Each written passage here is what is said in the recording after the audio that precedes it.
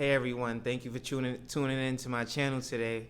Today I want to talk about something that I've always noticed within the black community. Um, and I haven't really looked at my demographics of those who watch my videos, but I think that this is super important because a mindset shift is always necessary when trying to achieve greatness. And for me, I've never once looked at what somebody had and said this person shouldn't have it or this person didn't deserve it.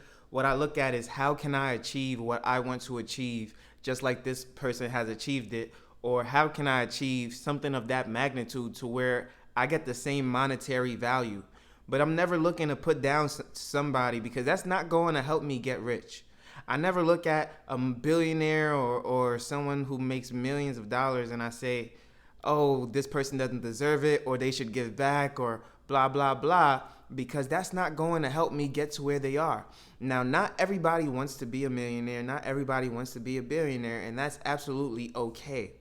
But what I dislike personally, this is my opinion, turn off my YouTube channel if you don't want to hear this. But what I dislike is when people try to tell other people what to do with their money. Like, it's not your money, bro. So when I'm giving you advice, financial content, you have to tune in. You have to want to accept that. You have to want to receive that. I'm not telling you what to do because I am not your financial advisor, but I'm telling you what I personally would do. And if you decide that that is good and decent advice, you take it. So for me, what I've grown up accustomed to is people just having an envious, having a jealous trait in them, especially within the black community, to where they don't want to see other people successful. And in fact, it has been keeping us more poor as a community, because when someone is getting success, when someone is becoming successful, they get gunned down, they got shot down, they get killed, or they get hurt.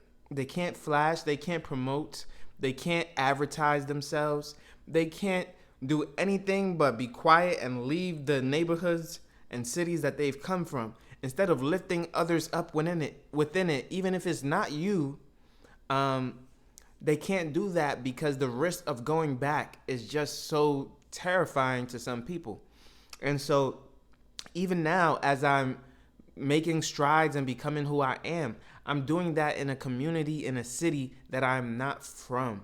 Why is that? It's because there is always going to be a lack of love, a lack of respect for those who make it out. Even if I didn't move to Ohio, I would have been in New Jersey. So I would have left New York City regardless of which path I had decided to take. And the reason for that is because my first real opportunity at a salary career making tens of thousands of dollars was with Amazon, and I was going to have to relocate one way or another. And so the way I look at it is a lot of success that you can get within your home city, because trust me, New York City is a melting pot and you can make hundreds of thousands of dollars in months there. But the envy is just so great. The jealousy is just so great. And I don't know how that was bred into our society, but it was just not something that I would be accustomed to. It's not something that I would allow to rule my life. It's not something that I would allow to take hold of me. In fact, I think it's more so of a slave-ish mentality, to where people grew up envying others, mad and angry and jealous of others. But maybe it's because my parents are from Africa, is that I didn't grow up. I wasn't bred to have that type of animosity. I wasn't bred to have that negativity.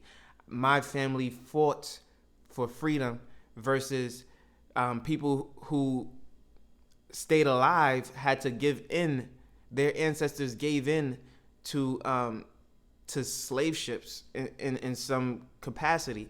Now, I'm not trying to say that I know it all and that is the thing and that is why, but I can see that there is less jealousy among Africans because, again, we were free people and we never had that mentality of enviness of any other race or any other type of person.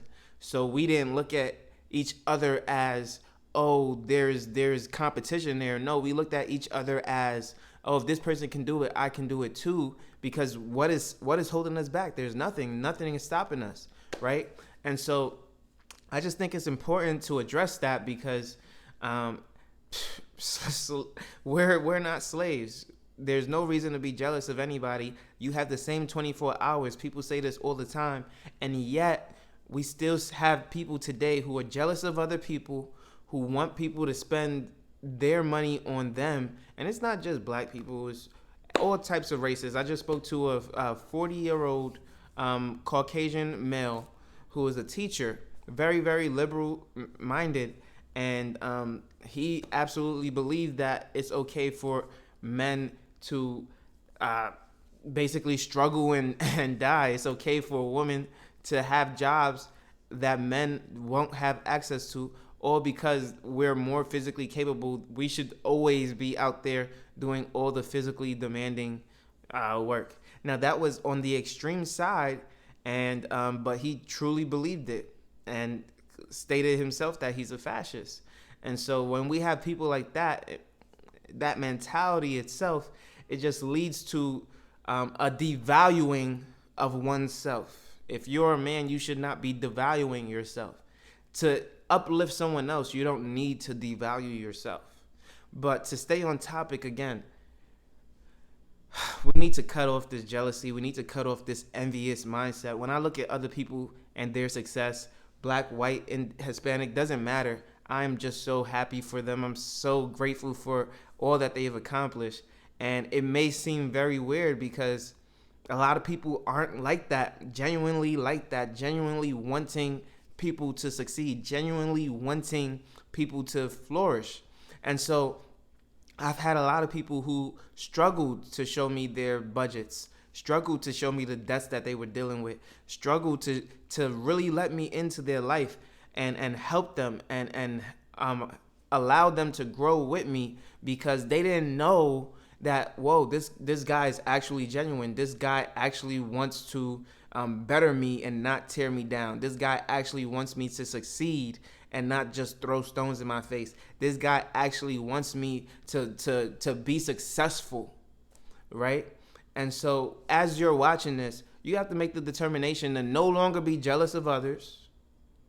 Say, how can I do versus what they should do for you. You have to figure it out. I was just talking to my girl last night, and I said, I got a plan. I got a plan. I want to buy a $800,000 house. And, I don't want to do it with just debt. I don't want to do it to where I have to go to work every single day because of a house, just because I want an extra bathtub. I'm not going to work to slave for somebody just because I want an extra bathtub. No, I'm not doing that. I'm going to continue to have my financial freedom, but I want this new asset, which is really not an asset. That's going to be a depreciating asset for me, because I'm using it as a primary residence, not to gain income, not to gain value. I'm using it for my entertainment, for my enjoyment, for my happiness. So because of that, I understand that I am not going to spend all of my cash on something that is not going to provide for me financially, because all the other assets that I buy are adding value to my life currently. So when I'm looking at doing that, she is super happy for me, because she knows I always have a plan. Not only do I have a plan, but I have 2 plans, I have 3 plans, I have 4 plans. A lot of people are with the mindset, oh, I don't need a plan B because my plan A is definitely going to work. Or I don't need a plan A because, I don't need a plan B because that means I'm expecting plan A to fail. No, I'm expecting plan A to work. I'm expecting plan B to work. I'm expecting plan C to work. And if I got a plan D, I'm expecting plan D to work too. Okay? I got so many plans on how to make more money, and it's because I want to be as successful as possible. So I am doing every and anything. Sometimes you need to be tunnel vision. Understand that sometimes you need to be tunnel vision. A lot of the times, A lot of people focus on too many things, and that's why they're not successful. In the beginning, I was always tunnel vision, but now that I have a lot more expertise and I know how to manage my time, because I was and am a manager, I have been a manager damn near all of my working career. I know how to manage things probably better than most people. That's why I had the job title. That's why I've ran those businesses. That's why I've been successful in all of my investments. And so you can't just hop into my position and say you're going to be great at managing multiple things when you haven't even managed one successfully yet. So don't take my plan A, B, C, and D and think that is all going to work for you right away. No, focus on that plan A. Focus on honing that. Then focus on the plan B. Make sure you're getting that going. And then as you manage that for 3, 4, 5, 6, 7 years, then you can start to diversify out. Again, all I did was the stock market for 7 straight years before I started to diversify into anything else. And that was really my bread and butter, something that really worked for me. And I didn't really become an expert until my 5th year. So it took me 5 years to become an expert in the stock market. How long will it take you? So that's the question that I have for you today. Don't think that everything comes overnight. I just started early, and that what gave me a head start in being the person that I am today and being the person that I will be 20 years from now. So again, if you like this video, make sure you leave a like, comment, and subscribe. You know I post every single day at 8 a.m. daily, and I can't wait to see you on the next one. Peace.